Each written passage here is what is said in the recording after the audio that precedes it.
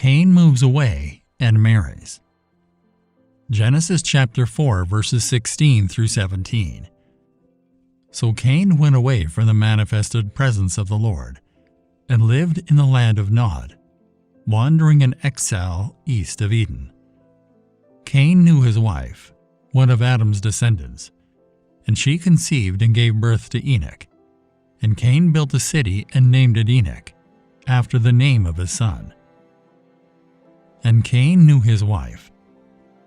Adam had other sons and daughters according to Genesis chapter 5 verse 4. It is evident that Cain married his sister. Even though it is forbidden to marry a sister according to Leviticus chapter 18 verse 9 and Deuteronomy chapter 27 verse 22, this was long before God spoke that law to Moses and to the world at large, which even prohibits the marriage of a half-sister. Here, necessity demanded that Adam's sons marry his daughters. We read, "And he built a city." The beginning of industry and urbanization can be seen here. Man-centered from the start, the city was named after his son's name, not God-centered. The fall of the human race continued, and even increased the generations following Cain. Genesis chapter 4 verses 18 through 19. To Enoch was born Irad, and Irad begot Mehujael, and Mehujael begot Methusael, and Methusael begot Lamech. Then Lamech took for himself 2 wives. The name of one was ADAH, and the name of the second was Zillah. The name Lamech may mean conqueror. He was the 6th from Adam on Cain's side. Lamech's arrogance is a contrast to the godliness of Enoch, who was the 6th from Adam in Seth's line. Lamech took for himself 2 wives. Lamech is credited with being the first bigamist in human history. The names of his wives and daughter show the emphasis in his heart.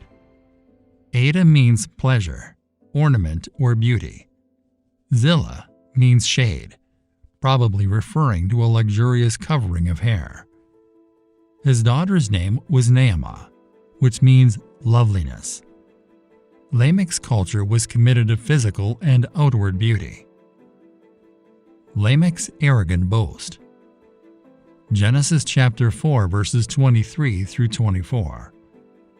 Lamech said to his wives, "ADAH and Zillah, hear my voice. You wives of Lamech, listen to what I say. For I have killed a man merely for wounding me, and a boy only for striking, bruising me. If Cain is avenged 7-fold as the Lord said he would be, then Lamech will be avenged 77-fold. The way Lamech boasted about his murder of another, and the way he believed he could promise more significant retribution than God, demonstrates a gradual degeneration among humankind. The human race experienced rapid deterioration, which can be described as a devolution.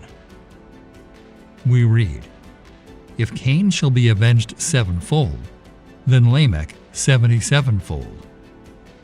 This is all a representation of a man-centered perspective. The city was Cain's city. The focus of Lamech was his beautiful wives and perceived strength. But for all of Lamech's boasting, neither he nor his descendants are ever heard of again in the Bible. He came to nothing.